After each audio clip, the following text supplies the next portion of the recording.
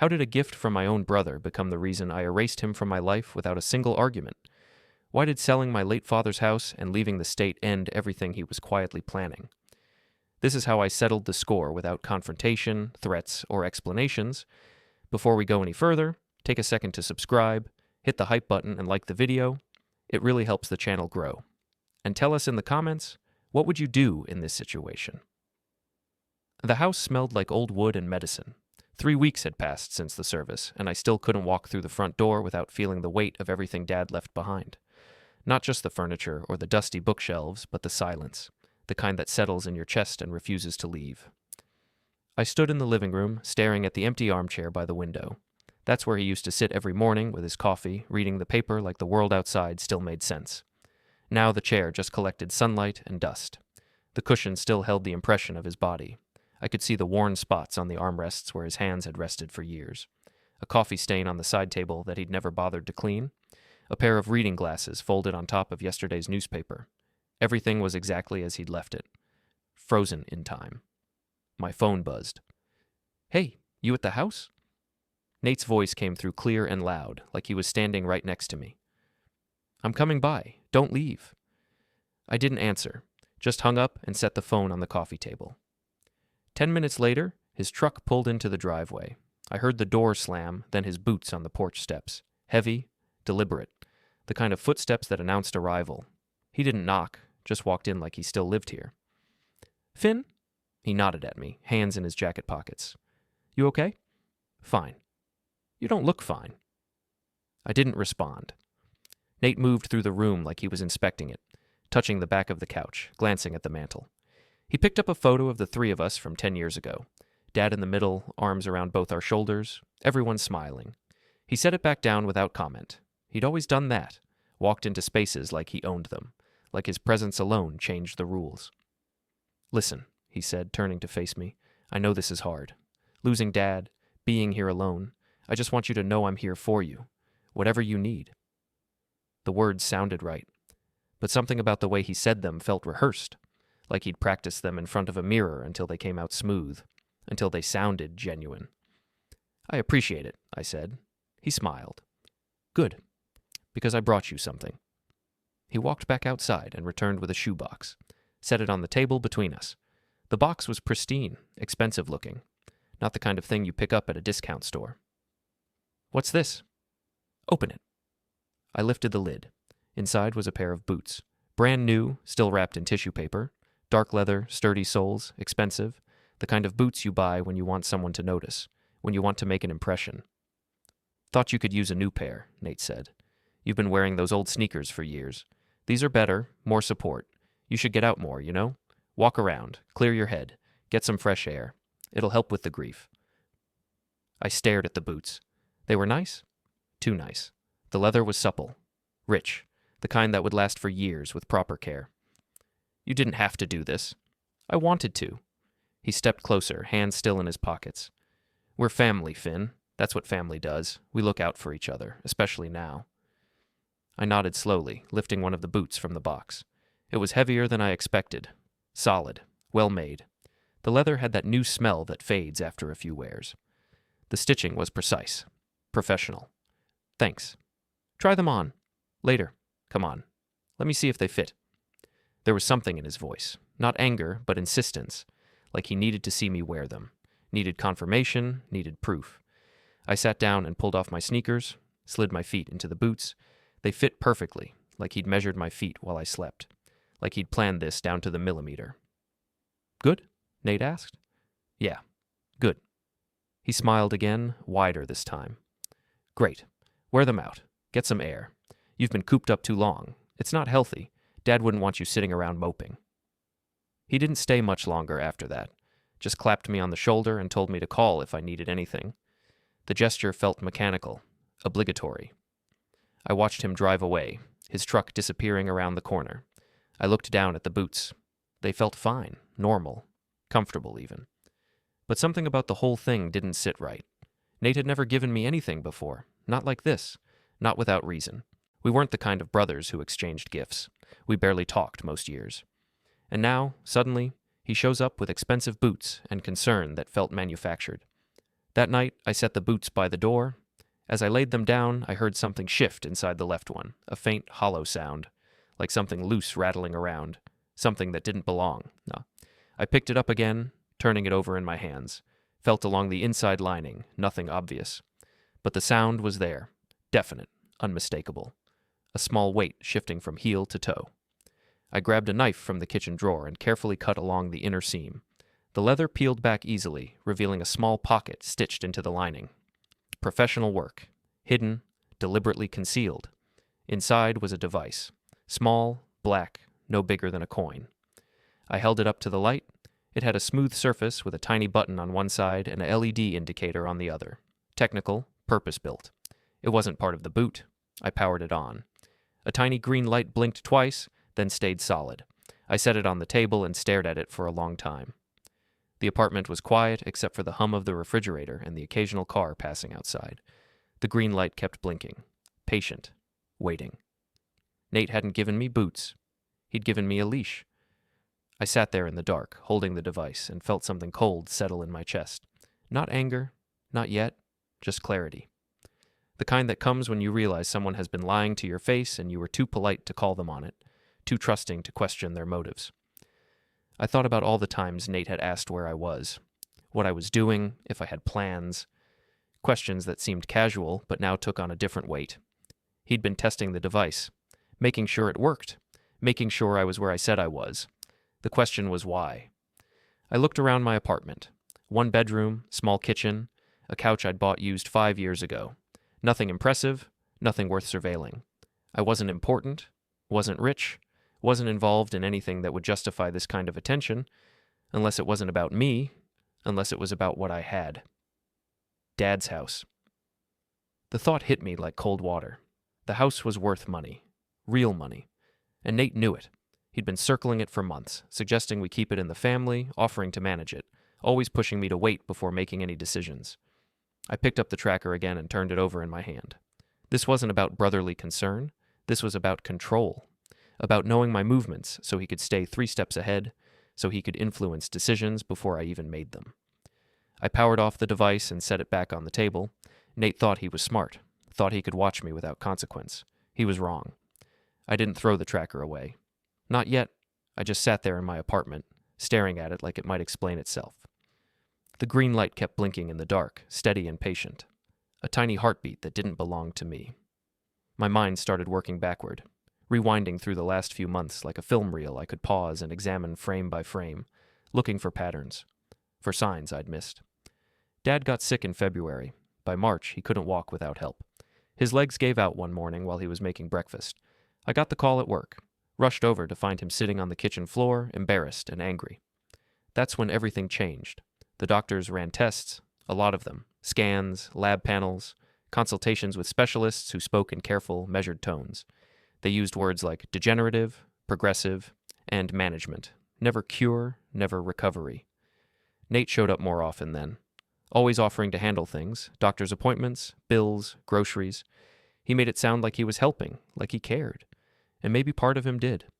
But now I wasn't sure where the care ended and the control began. I remembered one conversation in particular.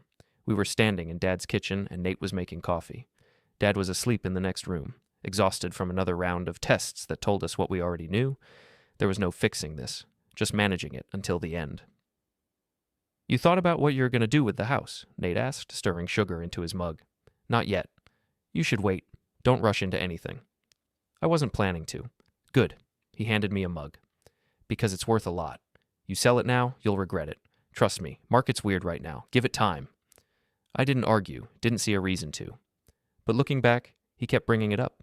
Every time I saw him, every phone call, always circling back to the house, always pushing me to wait, to think it over, to not make any hasty decisions, like he was steering me toward something, like he had a plan. And after Dad passed, Nate got more involved.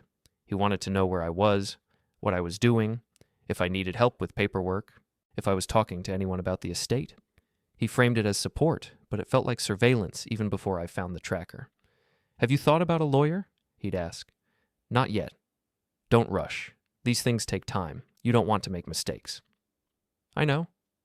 I could help you find someone good, someone who won't take advantage, Always helpful, always concerned, always inserting himself into decisions that weren't his to make. I picked up the device again, turned it over in my hand. The plastic was smooth and cold, industrial, purpose-built. Someone had manufactured this specifically for tracking, for surveillance. He'd planned this. The boots, the timing, the friendly concern. He wanted to know where I was at all times. Wanted to make sure I didn't make any moves without him knowing. The question was why. What was he so afraid I'd do? I thought about the house again. Dad left it to me. Just me. No split, no shared ownership. The will was clear. I'd read it 3 times after the lawyer went through it with me. To my son, Finn Merrick, I leave my house at 247 Maple Street and all its contents. Nate got the truck and some savings, but the house was mine. And Nate didn't like that. He never said it out loud, but I could see it in the way he looked at the place, like it should have been his. Like Dad had made a mistake, like the older brother deserved more. Maybe he thought if he kept tabs on me, he could steer things his way, convince me to sell it to him cheap, or wait long enough that I'd get desperate and take his offer. Or maybe he just wanted control, wanted to feel like the older brother who knew better, who made the decisions, who held the power. Either way, he'd crossed a line you don't cross with family, with anyone. I grabbed my laptop and started searching, typed in the model number stamped on the back of the device. Found it in under a minute. Real-time tracker, battery life up to 6 months. Updates location every 30 seconds when active. Range unlimited as long as there was cell service. Marketed for peace of mind and family safety. I leaned back in my chair and closed my eyes. Took a deep breath. Let the anger settle into something colder. Something useful. Something I could work with. He'd been watching me. For how long, I didn't know. But long enough to feel comfortable giving me a pair of boots with a tracker sewn inside. Long enough to think I wouldn't notice. Long enough to believe I was too naive. Too trusting. Too predictable. I thought about calling him. Confronting him. Asking him why. Demanding an explanation. Making him admit what he'd done. But I already knew he'd lie. He'd say it was a mistake, or a joke, or something meant for someone else. He'd twist it around until I looked paranoid, until I was the one apologizing, until he was the victim. No, confrontation wasn't the answer. I opened my calendar and grabbed a pen, circled one word in red ink, exit. I spent the rest of the night researching, read articles about surveillance, about tracking devices, about how people use them and why. Most of it was mundane. Parents tracking kids, companies tracking employees, nothing criminal, just creepy, just invasive. But there were other articles too, about control, about manipulation, about people who use technology to maintain power over others, about relationships built on surveillance, about families torn apart by mistrust. Those articles felt more accurate, more true to what Nate was doing. By 3 a.m, I had a plan, not a complete one, just the outline, the shape of what needed to happen, the framework I could build on. First, I needed confirmation, needed to know exactly what the device did and how it worked, needed a professional to tell me I wasn't overreacting, that what I'd found was real, that my suspicions were justified. Second, I needed leverage. Something legal, something clean, something Nate couldn't argue with or manipulate, something that would cut him out completely, permanently. Third, I needed to disappear, not forever, just long enough to make my point, long enough to take back control, long enough to show him that I wasn't someone he could monitor, manage, manipulate. I closed the laptop and looked at the tracker one more time. The green light was still blinking, still waiting, still recording. I smiled. The next morning, I drove to a small electronics repair shop on the east side of town, the kind of place that fixed cracked screens and sold refurbished laptops. The storefront was narrow, wedged between a laundromat and a pawn shop. A bell chimed when I walked in. The guy behind the counter was maybe 45, wearing a faded band shirt and wire-rimmed glasses. He looked up from a phone he was working on. "Help you?" he asked. I set the tracker on the counter. Can you tell me what this does?" He picked it up, turning it over in his hands. Looked at it for maybe 5 seconds. His expression didn't change. Professional, clinical. "It's a tracker. Real-time, pretty standard model. Consumer grade." "How does it work?" "Connects to a phone app. Whoever planted it can see where it is at any given moment. Updates every 30 seconds or so, depending on the signal strength. Uses cell towers to triangulate position. Pretty accurate within about 10 meters. Range? Unlimited, as long as there's cell service. They could be across the country and still know exactly where you are. Could be sitting at home watching you move around the city in real time." I nodded. Can you tell if it's been active? He plugged it into a small device on his desk. A screen lit up with lines of code scrolling past. He studied it for a moment, scrolling through data. His fingers moved quickly across the keyboard, then he nodded. Yeah, it's been on for about 2 weeks. Looks like it was activated the day it was turned on. No off periods. Whoever's watching has been consistent, dedicated. They haven't missed a day. 2 weeks, right after Nate gave me the boots. Can you tell who's tracking it? He shook his head. No, that information's on the app side. You'd need access to the phone it's connected to. The tracker itself is just a transmitter. The app does all the recording and monitoring. What would you do if you found this in your stuff? He looked at me for a long moment. Set the tracker down carefully. His expression was serious, understanding. I'd assume whoever gave it to me doesn't have my best interests in mind, and I'd handle it accordingly. This isn't a casual thing. Someone went to effort here, planning, preparation. That tells you something about their intentions. Thanks, I said. He handed it back. Be careful. People who do this kind of thing don't usually stop at surveillance. It's about control. And when they lose control, they escalate. I left the shop and drove to a coffee place downtown. Sat in the corner with a black coffee and my phone. Opened a notes app and started writing. Not plans exactly, just facts. Things I knew for certain, things I could prove. Nate gave me a tracker. He'd been asking about the house constantly. He wanted control over decisions I hadn't even made yet. He assumed I wouldn't notice. He underestimated me. I finished the coffee and opened another app. Pulled up property records. Dad's house was listed under his name only. No Americ. Single owner. No co-owners. No liens. No mortgages. Clean title. The property had been in Dad's name for 32 years. Bought and paid for. Free and clear. Which meant if I wanted to sell it, I didn't need Nate's permission. Didn't need his input. Didn't need his approval. Didn't need him at all. The house was mine. Legally. Completely. Irrevocably. And there was nothing Nate could do about it. I made a call. Hendricks Law, how can I help you? I need to speak with Laura Hendricks. It's about a property sale. One moment. The line clicked. Elevator music played for 30 seconds. Then a woman's voice came through, calm and professional. This is Laura Hendricks. My name is Finn Merrick. I inherited a house from my father. I'd like to discuss selling it. I'm sorry for your loss. Of course. When would you like to come in? Today, if possible. Let me check my schedule. I heard papers rustling, keys clicking on a keyboard. I have an opening at 3. Would that work? I'll take it. Perfect. I'll need you to bring the will, the deed, and a valid ID. We'll go through everything together. Thank you. I hung up and stared at the phone for a long time. Nate had been texting me all morning. Casual stuff, asking how I was, if I needed anything, if I'd worn the boots yet, if I'd taken them for a walk, if they were comfortable. I didn't reply. Instead, I pulled up a map on my phone, looked at the distance between here and the state line. 4 hours, maybe 5 with traffic. Far enough that Nate wouldn't show up unannounced. Far enough to start over if I needed to. Far enough to be free. I ordered another coffee and sat there until it was time to meet the lawyer. The city moved around me. People rushing to lunch, cars honking, pigeons fighting over scraps near the trash can. Normal life. The kind that keeps going whether you're paying attention or not. The kind that continues regardless of personal tragedy or family betrayal. But I was paying attention now, more than I had in years. Because Nate had made a mistake. He'd underestimated me, thought I was too passive to notice, too trusting to question, too weak to act. He was wrong.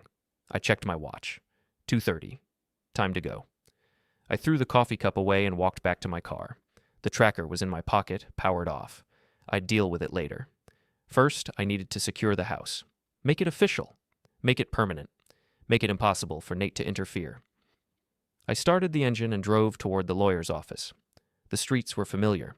I'd lived in this city my whole life, knew every shortcut, every back road, every place to hide if you needed to, every escape route if things went wrong. But I wasn't hiding anymore. I was taking back what was mine. Laura Hendricks' office was small but organized. Everything had a place. Files stacked neatly on shelves, a single plant by the window, legal books lined one wall, spines worn from use. Her desk was clean except for a legal pad and a pen. She sat behind it with her hands folded, looking at me like she was already 3 steps ahead. Tell me about the property, she said. It's a 3-bedroom house on Maple Street. My father passed 3 weeks ago. Left it to me in his will. No other claims, no complications. She nodded, making notes on the legal pad. Her handwriting was precise, small, efficient, the kind of writing that came from years of practice. And you want to sell? Yes. Any complications? Liens? Disputes? Outstanding debts against the property? No. Clean title.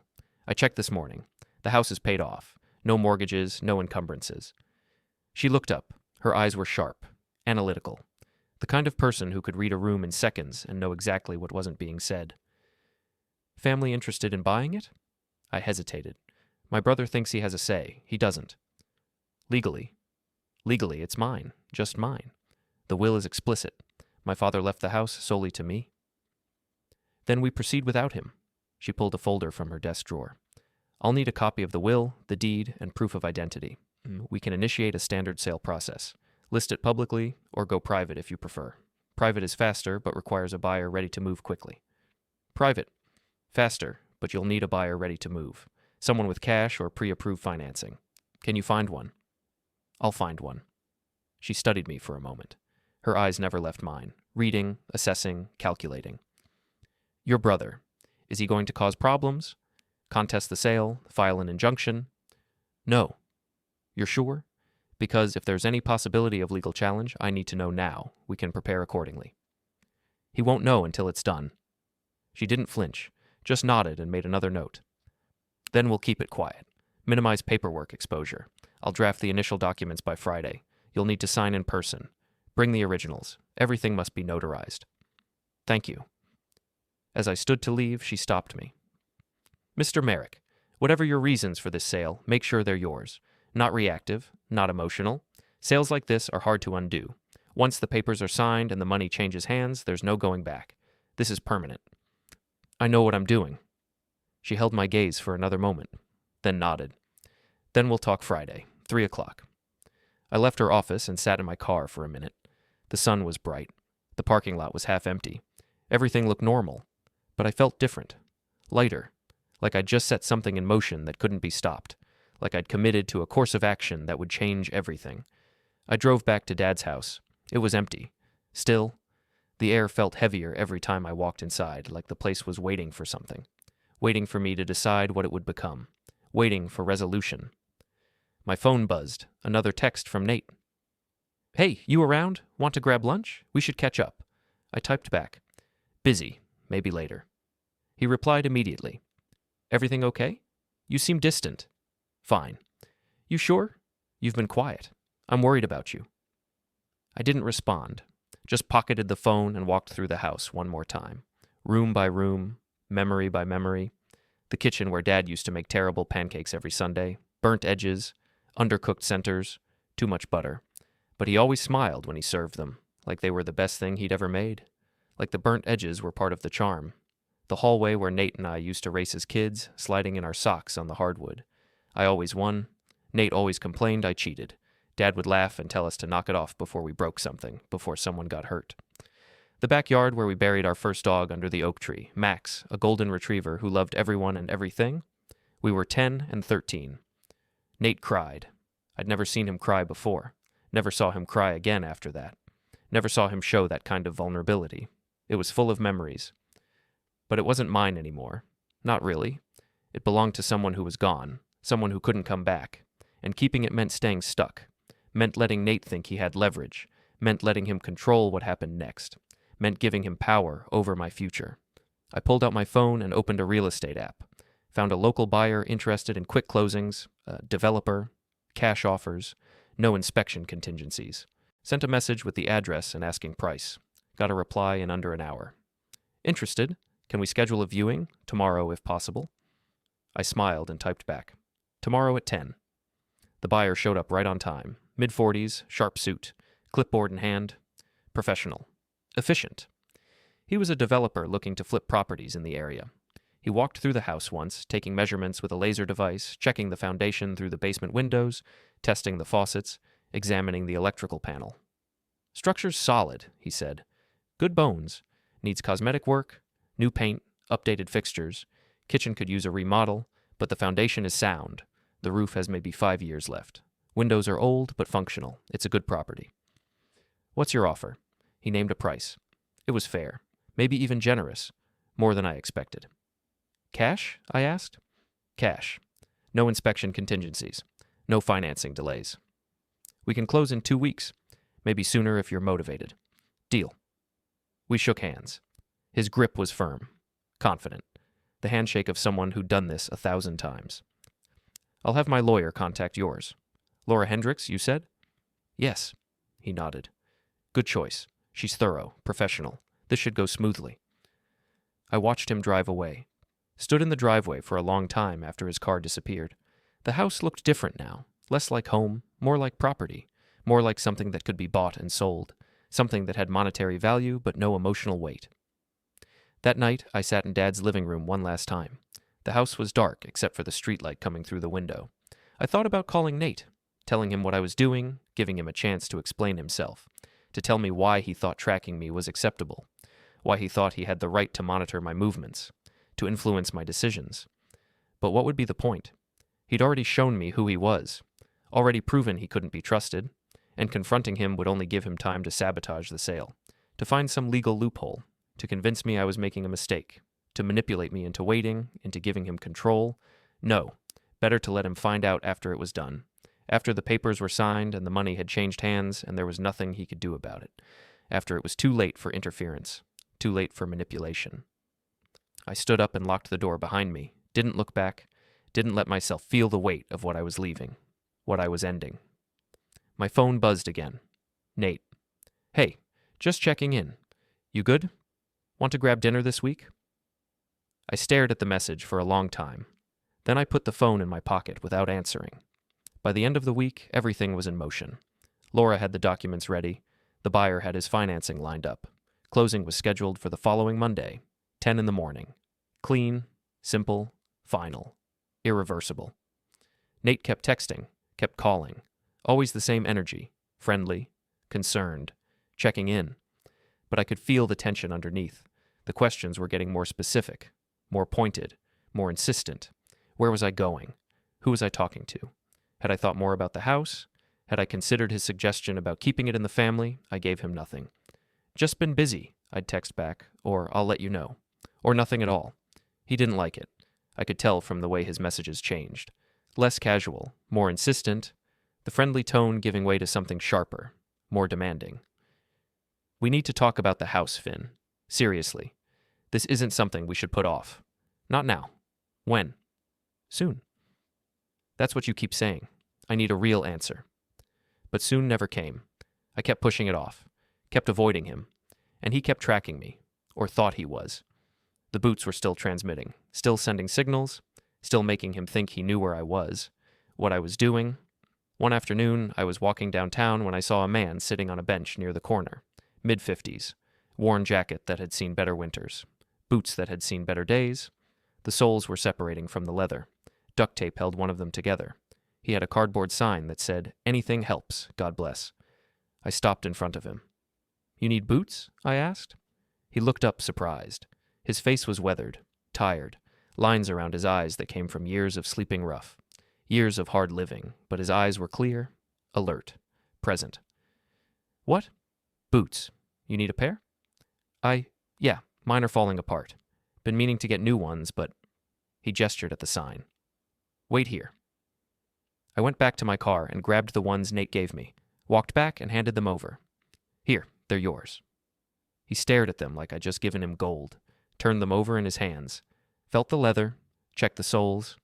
His fingers traced the stitching, the quality. "Seriously?" "Seriously. These are brand new. These are expensive.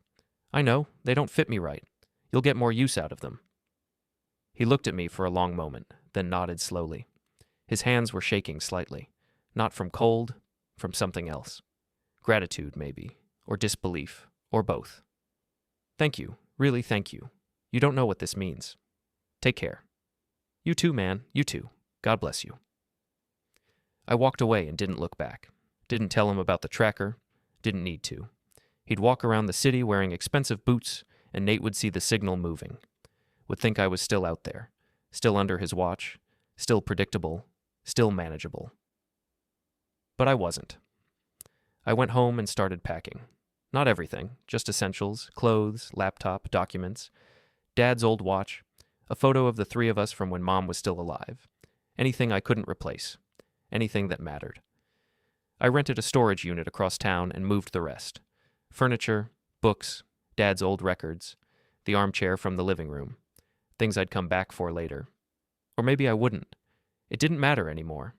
They were just things. Objects. Possessions without meaning. The apartment felt emptier with each box I carried out. Lighter. Like I was shedding weight I didn't know I'd been carrying. Years of staying in one place. Years of being predictable. Years of letting Nate think he knew me, think he understood me, think he could control me. Nate called that night. "Hey, where are you?" "Home." "You sure? Your location's been weird all day. The app's showing you all over the place." I smiled. Looked out the window at the city lights. "I'm sure. Must be a glitch." "You been wearing those boots?" "Yeah. Why?" He hesitated. I could hear traffic in the background. He was driving somewhere, probably circling the city, trying to match the tracker's location with reality, trying to figure out why the signals weren't making sense. No reason, just making sure they're comfortable. They weren't cheap. They're fine. Good. Good. Listen, we should talk. About the house. I've been thinking about it a lot. What about it? I've been thinking maybe we should keep it, rent it out, make some passive income. I could manage it if you don't want to deal with it. Handle the tenants, repairs, all of it. You wouldn't have to lift a finger. I'll think about it. Don't wait too long, Finn. Market's going to shift soon. If we're going to do this, we need to move fast. Strike while the iron's hot. Opportunities like this don't last. I know. So you'll think about it? Seriously? Yeah. When can we talk? Tomorrow? I could come by? Maybe. I'll let you know. Finn. I hung up before he could say more, before he could push harder, before he could try to manipulate me into a decision. The closing was scheduled for Monday, 3 days away. I changed my phone number over the weekend. Didn't tell anyone. Just activated a new SIM and updated my contacts. Left Nate's messages unanswered on the old number. Let them pile up, unread, irrelevant. He tried calling Saturday morning, then Saturday afternoon, then Saturday night. Each time the phone rang in my pocket. The old one. The one I wasn't answering anymore. The one that was about to stop existing. About to become obsolete. I could picture him staring at his tracking app. Seeing the boots move around the city. Seeing me in places I wasn't. Getting more frustrated with each unanswered call. With each text that went unread. With each moment of silence. On Sunday night, I loaded everything into my car. Checked the apartment one last time. Made sure I hadn't forgotten anything important. The place looked big or empty. Impersonal. Like I'd never lived there at all. Like the last 5 years had been erased. Undone. I locked the door. Left the keys on the kitchen counter for the landlord. Walked away without looking back. Drove out before sunrise. The streets were empty. Quiet. The city looked different in the dark. Softer. Less crowded. Less oppressive. I passed the coffee shop where I'd planned this. The electronics store where I'd confirmed my suspicions. The lawyer's office where I'd set everything in motion. All of it behind me now. All of it part of a past I was leaving. A life I was ending. I merged onto the highway and kept driving. Watched the city shrink in the rearview mirror until it was just lights on the horizon. Then nothing. Just darkness. Just road. Just possibility. Just road ahead. Just freedom. The closing happened at 10 in the morning. I met Laura at her office with all the paperwork. She'd already coordinated with the buyer. Everything was signed. Everything was final. The buyer's check had cleared overnight. The title transfer was registered with the county. The deed was filed. The transaction was complete, legal, binding, permanent. "Congratulations, Mr. Merrick," she said, handing me an envelope. "The house is sold." I opened it. Inside was a cashier's check. It was more than I expected. More than enough to start over. Enough to disappear if I wanted to. Enough to be free. "Thank you." "What will you do now?" "Leave." She nodded. Didn't ask where. Didn't need to. She understood what this was, what it had always been. An escape, a clean break, a permanent severance. "Good luck, Mr. Merrick. Whatever you're running from, I hope you find what you're looking for." "You too." I walked out of her office and stood on the sidewalk for a minute. The sun was bright. The air was cool. Everything felt different. Final. Like a door closing behind me that could never be opened again. My old phone buzzed in my pocket, the one with Nate's number. I pulled it out and looked at the screen. 17 missed calls, 23 text messages, all from Nate, all increasingly frantic. I didn't read them, just powered it off and dropped it in a trash can on the corner. Watched it disappear among the coffee cups and newspapers. Gone, erased, disconnected. I got in my car and drove west. Didn't stop, didn't look back. Just kept moving, kept putting distance between me and everything I'd left behind. 3 hours later, Nate showed up at the house, found it empty. A sold sign in the yard, fresh and bright and official. He walked up to the door, tried his key. It didn't work. The locks had been changed. He peered through the windows, saw empty rooms, bare walls, nothing left. He called Laura's office, got the answering service, left a message that was probably more angry than professional, demanding answers, demanding explanations, demanding justice. He tried calling me again. The old number. Got nothing. The connection went nowhere. Disconnected. A voicemail box filled with unheard messages that would never be played. He called the apartment. No answer. Drove there, found it empty too, furniture gone, closets bare, nothing but dust and echoes, like I'd never lived there, like I'd been erased from the city entirely. He pulled out his phone and opened the tracking app. The signal was still moving, still active. But when he drove to the location, he found a homeless man wearing expensive boots sitting outside a convenience store, drinking coffee from a paper cup. Nate stared at him for a long time, then at his phone, then back at the man. The realization dawning slowly, the understanding settling in like cold water. He understood. I'd known. I'd found the tracker. And I'd played him. Used his own surveillance against him. Made him think he was watching me while I disappeared completely. While I erased myself from his reach, from his control. He got back in his truck and drove aimlessly, circling the city, looking for signs, looking for clues, looking for any trace of where I'd gone. But there was nothing. Just empty apartments, sold houses, and phone numbers that no longer worked.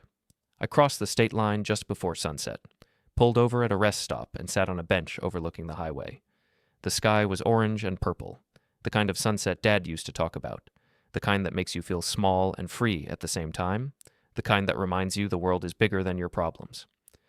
I pulled out my new phone, opened the contacts, found the one labeled Brother, stared at it for a long time, all those years, all those memories, the good ones and the bad ones, the times he helped me and the times he hurt me, the times I trusted him and the times I shouldn't have, the childhood races in the hallway, the tears over a buried dog, the coffee conversations in Dad's kitchen, all of it real, all of it complicated, all of it over. All of it came down to this: a name and a phone, a contact I'd never call again, a relationship reduced to data that could be deleted with a single tap. I deleted it. The phone buzzed. A message from an unknown number. I opened it. Where are you? I stared at the message. Nate had figured out I changed my number.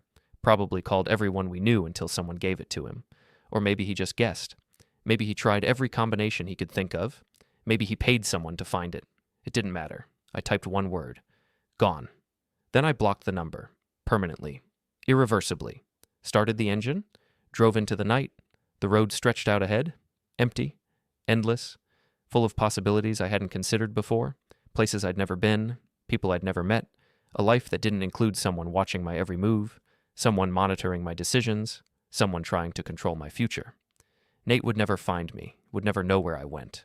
Would never get another chance to track me, to manage me, to make me wait, to make me doubt, to make me stay. He'd wanted control. Thought he could monitor me like I was something he owned. Like I was a problem he needed to solve. Like I was a variable he could manage. But I'd walked away. Sold the house. Taken the money. Vanished without explanation. Without confrontation. Without giving him the satisfaction of an argument. And the best part? He'd never even seen it coming. I drove for 2 days straight. Only stopped for gas and coffee, the bare minimum needed to keep going. When my eyes finally refused to stay open, I pulled into rest stops and slept in the car. Seat reclined just enough to let exhaustion take over. No alarms, no plans, just sleep when my body demanded it and motion when it allowed me to move again. Each mile felt like shedding skin, like something old peeling away layer by layer, like becoming someone new simply by continuing forward. With every stretch of highway behind me, I felt myself separating from a version of my life that had been too passive, too trusting, too willing to absorb pressure without pushing back, too easy to manipulate. By the time I crossed into the next state, I'd stopped checking the rearview mirror, stopped imagining headlights behind me belonged to someone I knew, stopped expecting Nate to somehow appear, smiling like nothing had happened, ready to pull me back into his orbit. He was gone. I'd made sure of that. I'd erased myself from his world as thoroughly as he'd tried to embed himself in mine. No forwarding address, no explanations, no trail he could follow. Eventually, I found a motel in a small town I'd never heard of. Population maybe 3,000. One main street running straight through the center, a handful of shops, a diner that looked like it closed early, a gas station with faded signage, the kind of place where people minded their own business and didn't ask questions that weren't theirs, where cash was normal and privacy was expected. The clerk barely looked up when I paid, took the money, slid the key across the counter, and pointed down the hallway. Room 12. Inside, it was clean enough. Nothing fancy. A bed. A TV bolted to the wall. A small bathroom with a mirror that didn't flatter or judge. Everything I needed and nothing I didn't. Simple, functional, anonymous. I lay down on the bed and stared at the ceiling. For the first time in months, I felt like I could breathe. Really breathe. Not the shallow, controlled breaths I'd been taking since Dad got sick. Since Nate started circling. Since I found the tracker. Since everything began unraveling piece by piece. I inhaled deeply. Let my lungs fill completely. Let the air settle. My head felt clear. No sense of being watched. No background pressure. No manipulation humming just beneath the surface of every thought. No control. My new phone rang. Unknown number. I almost didn't answer. The sound felt intrusive, like a knock on a door I hadn't meant to open yet, but something made me pick it up anyway. Hello? Finn? A woman's voice. Familiar but distant, like a memory that hadn't been touched in years. Who is this? It's Rebecca, from high school. I sat up. Rebecca Chen. We dated junior year. A lifetime ago. We hadn't spoken in over 15 years. Lost touch after graduation, drifting apart the way people do when life pulls them in different directions. How did you get this number? Your old landlord, she said. I called looking for you. He said you'd moved but gave me this number. I hope that's okay. It's fine, I said. What's going on? I heard about your dad. I'm sorry. He was always nice to me. Thanks. And I heard about the house. That you sold it. I paused. How'd you hear that? Small town, she said. Word gets around. Plus, your brother's been calling people, asking if anyone's heard from you. He called me yesterday. Seemed pretty desperate. What did you tell him? Nothing, she said. I don't have anything to tell him, but he sounded upset. More than upset. Angry. Like something happened that he didn't see coming. He'll get over it. There was a brief silence on the line. Finn, she said gently, what happened? Between you two? I thought about explaining. About the tracker, about Nate's quiet manipulation, about the months of pressure and control and calculation that led me here. But there was no point. She didn't need the details. Nobody did. What happened belonged to Nate and me, and it was finished. We had a disagreement, I said. About the house, about how things should be handled. I handled it my way. Are you okay? I'm fine, I said. Better than fine, actually. Where are you? Somewhere else. Somewhere new. Somewhere he can't find me. She laughed softly, not surprised. Understanding. Fair enough. Well, if you ever need anything, you know how to reach me. Take care of yourself. Thanks, Rebecca. Take care of yourself, Finn, she said. And good luck with whatever you're doing. The call ended. I set the phone down and looked out the window. The parking lot was mostly empty, just a few trucks parked at angles, their engines cooling. The sun was sinking low, casting long shadows across the asphalt. Another day gone. Another day further away from everything I used to be. Another day closer to whoever I was becoming. I thought about Nate. Wondered what he was doing right now. Probably still calling people. Still searching for clues. Still staring at that tracking app like it might suddenly explain everything. Still refusing to accept that he'd been beaten, that his plan had failed, that his control was gone. But it couldn't give him answers, because I'd taken that power away. Taken it and thrown it in the trash along with everything else he thought he had over me. I smiled. The next morning, I drove another 3 hours. Found a small city that felt right. Not too big, not too small. The kind of place where you could start over without drawing attention, where you could build a life without explaining your past, where you could be anonymous until you decided otherwise. I rented an apartment, month to month, furnished. Nothing fancy, but it had what I needed. Windows with good light, a desk for work, a kitchen that actually functioned. I set up my laptop and started working.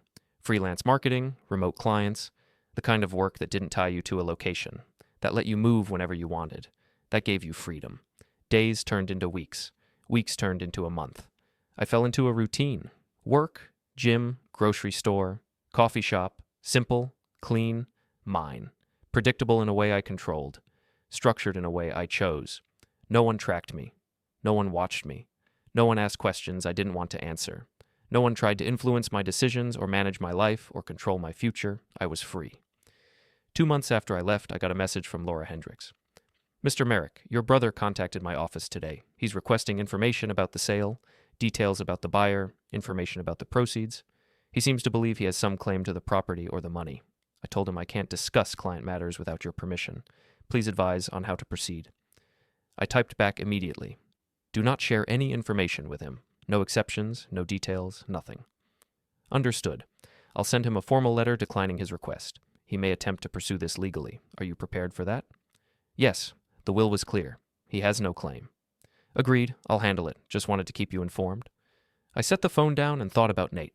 Still digging, still trying to find leverage, still unable to accept that he'd lost, that the house was gone, that the money was mine, that his control had ended, that his manipulation had failed. That night, I got an email from an address I didn't recognize. The subject line was empty, suspicious. I almost deleted it, but curiosity got the better of me. I opened it. Finn, I know you're reading this. I don't know where you are, but I know you're out there. We need to talk. What you did wasn't right. That house should have stayed in the family. We could have worked something out. We could have made it beneficial for both of us. But you just disappeared, like I don't matter. Like all those years we grew up together don't matter, like Dad would have wanted this. Call me, please. We can fix this. We can work it out. I'm still your brother. That has to mean something. Nate. I read it 3 times.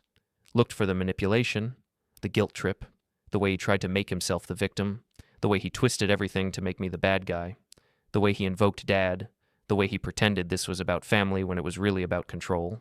Found all of it. Every sentence dripped with it. The false concern, the manufactured hurt, the implied accusations, the suggestion that I was the one who'd done something wrong, that I was the one who'd betrayed family, that I was the one who needed to fix this. I hit delete, blocked the email address, went back to work. But the message stayed with me, not because it made me feel guilty, but because it proved something I'd suspected all along. Nate didn't care about the house, didn't care about family, didn't even care about Dad's memory, didn't care about honoring what Dad wanted. He cared about control, about being right, about winning, about having power, about not being beaten by his younger brother, about maintaining the hierarchy he'd always assumed was natural, and he'd lost. A week later, I was at a coffee shop when I saw someone who looked like Nate. Same build, same walk, same way of carrying himself like he owned the space, same confident stride, same posture. My heart jumped. I froze. Felt the old fear return, the instinct to hide, to avoid confrontation, to run. But then the guy turned around. Younger, different face, different expression. Not Nate, just someone who reminded me of him. Just a stranger who happened to look similar. I relaxed, finished my coffee, left. But the moment stuck with me. The fear, the instinct to hide. The reminder that even though I'd escaped, part of me was still looking over my shoulder, still expecting him to appear, still waiting for the other shoe to drop. I didn't like that. Didn't like giving him that power, even from a distance, even in absence, even in memory. So I decided to stop. I went home and wrote an email. Not to Nate, to myself. A reminder of why I did what I did, why it was right, why I didn't owe him anything, why I'd made the right choice. I didn't steal from you. I took what was mine, what Dad left to me specifically, what was legally mine. I didn't betray you. I protected myself from your manipulation, from your surveillance, from your control. I didn't disappear to hurt you. I disappeared because I finally could, because I finally had the means and the motivation, and I don't regret any of it, not for a second, not for a moment. I saved it.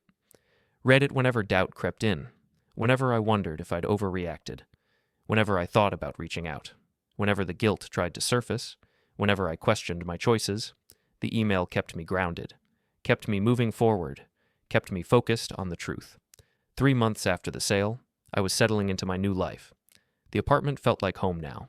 I'd bought a few things, a better chair for working, some plants for the windowsill, art for the walls, small touches that made it mine, that made it feel permanent, that made it feel real. Work was going well.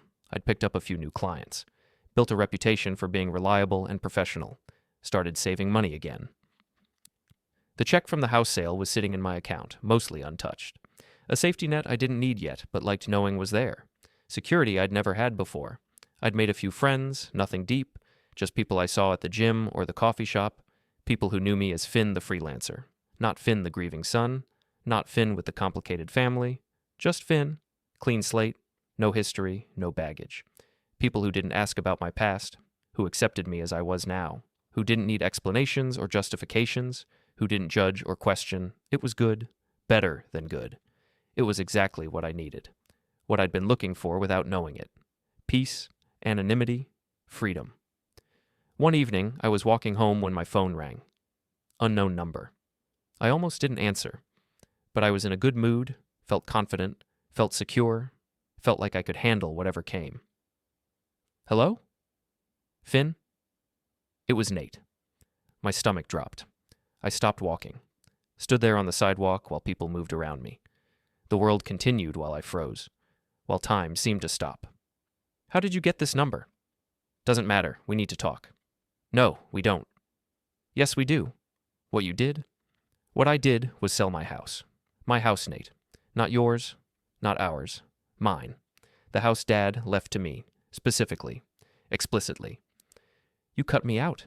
Didn't even tell me. Didn't even give me a chance. Because you were tracking me. You put a device in those boots. You were monitoring my every move. You were surveilling me like I was a suspect, like I was someone you needed to watch. Silence. Then, what are you talking about? The boots. The tracker. The device you sewed into the lining. You thought I wouldn't find it? You thought I was that naive? More silence. Longer this time.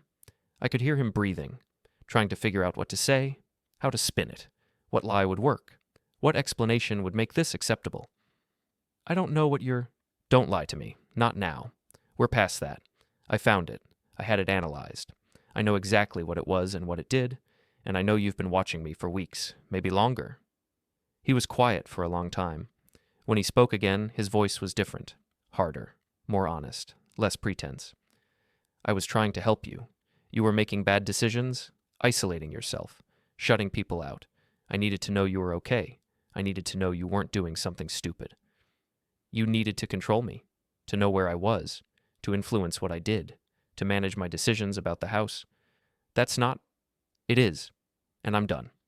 Don't call this number again. Don't email me. Don't contact anyone looking for me. Don't show up wherever I am. We're finished. This relationship is over. Permanently. Finn? I hung up. Blocked the number. Stood there for a minute, heart racing. Then I started walking again. Faster. Like I could outrun the conversation, outrun the past, outrun the connection, outrun the guilt. But I couldn't. It was there. It had happened. And now it was over. For real this time. Completely. Finally. Irrevocably. I got home and poured a drink, sat by the window and watched the city lights, thought about everything that had led to this moment. Dad's illness, the funeral, the boots, the tracker, the sale, the escape, the confrontation, the final severance. All of it felt like a story about someone else, someone weaker, someone who let people walk over him, someone who prioritized peace over justice, someone who avoided confrontation at all costs. But that wasn't me anymore. I'd changed, I'd grown, I'd learned. I finished the drink and went to bed. Slept better than I had in months. Better than I had in years, deep, dreamless, peaceful. 6 months after I left, I was in my apartment when the doorbell rang. I wasn't expecting anyone. Looked through the peephole. Saw a delivery guy holding a package. I opened the door. Finn Merrick? Yeah. Sign here. I signed. He handed me the package and left. I took it inside and stared at it. No return address. Just my name and current address written in handwriting I didn't recognize. I opened it carefully. Inside was a folder, legal documents. I flipped through them. It was from Nate's lawyer, a claim against the estate, arguing that the house sale was fraudulent. that the will had been misinterpreted, that Nate deserved a portion of the proceeds, that I'd acted improperly, that the sale should be reversed or compensated. I read every page, every argument, every claim, all of it baseless, all of it desperate, all of it the last gasp of someone who couldn't accept defeat. Then I called Laura Hendricks. I got served. I know. I received a copy this morning. I was about to call you. Can he do this? He can try, but he won't win. The will was clear. The sale was legal. He has no claim. This is harassment more than litigation, a last desperate attempt. So what do I do? Nothing. I'll file a response. This will be dismissed within a month. Maybe sooner. The judge will see it for what it is. You're sure? I'm sure. This is frivolous. The will explicitly left the house to you. The sale was executed properly. All documents were filed correctly. There's no legal basis for his claim, none whatsoever. Thank you. You're welcome, Mr. Merrick. I hung up and looked at the documents again. Nate wasn't giving up, even now, even after everything, even after 6 months. He still thought he could win, still thought he could manipulate the system, still thought he had leverage, but he was wrong. 4 weeks later, Laura called. It's done. Case dismissed. The judge didn't even let it go to trial, said there was no legal basis, called it frivolous and warned Nate's lawyer about filing baseless claims. What about Nate? He'll have to pay court fees, his lawyer's fees, and he can't file again. Double jeopardy. This is over, completely. I stood at my window. The sun was setting over the city. My city now, my life, my future. Everything spread out before me like an open road. Nate had tried everything, tracking me, manipulating me, guilt-tripping me, taking me to court, every tool in his arsenal, every trick he knew, and none of it worked. I'd been smarter, quieter, more patient, more strategic. I deleted Laura's contact, deleted the photos of the old house, deleted every email from Nate, deleted every reminder of the life I used to have, every connection to the past, every thread that tied me to what I'd left behind. The phone was clean, empty, ready for whatever came next.